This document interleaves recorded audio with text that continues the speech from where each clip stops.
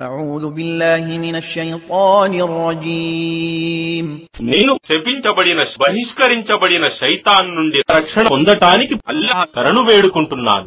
هذا بصائر للناس وهدى ورحمة لقوم يوقنون.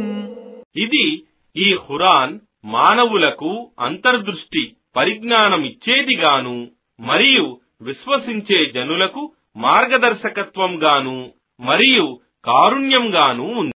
أم حسب الذين اجترحوا السيئات أن نجعلهم كالذين آمنوا وعملوا الصالحات سواء محياهم ومماتهم ساء ما يحكمون.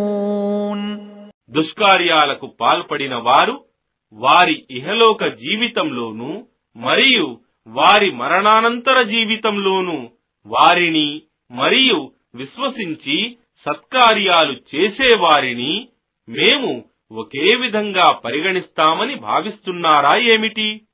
వారి నిర్ణయాలు ఎంత చెడ్డవి! وَخَلَقَ اللَّهُ السَّمَاوَاتِ وَالْأَرْضَ بِالْحَقِّ وَلِتُجْزَى كُلُّ نَفْسٍ بِمَا كَسَبَتْ وَهُمْ لَا يُظْلَمُونَ. మరియు అల్లాహ్ ఆకాశాలను మరియు భూమిని సత్యంతో సృష్టించాడు మరియు ప్రతి వ్యక్తికి తన కర్మలకు తగిన ప్రతిఫలమివ్వటానికి, మరియు వారికి ఎలాంటి అన్యాయం జరుగదు.